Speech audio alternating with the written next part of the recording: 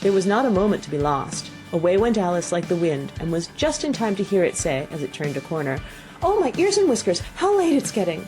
She was close behind it when she turned the corner, but the rabbit was no longer to be seen. She found herself in a long, low hall, which was lit up by a row of lamps hanging from the roof.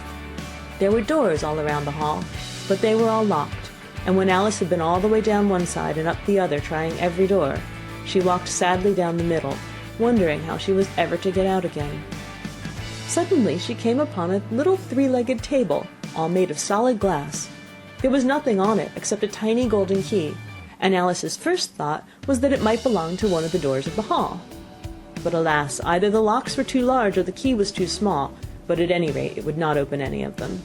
However, on the second time round she came upon a low curtain she had not noticed before, and behind it was a little door about 15 inches high. She tried the little golden key in the lock, and to her great delight it fitted. Alice opened the door and found it led into a small passage, not much larger than a rat hole. She knelt down and looked along the passage into the loveliest garden you ever saw. How she longed to get out of that dark hall and wander about among those beds of bright flowers and those cool fountains.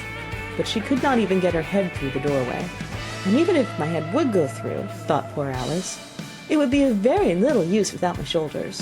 Oh, how I wish I could shut up like a telescope! I think I could, if I only know how to begin. For you see, so many out-of-the-way things had happened lately, that Alice had begun to think that very few things indeed were really impossible. There seemed to be no use in waiting by the little door, so she went back to the table, half hoping she might find another key on it, or at any rate a book of rules for shutting people up like telescopes. This time she found a little bottle on it, which certainly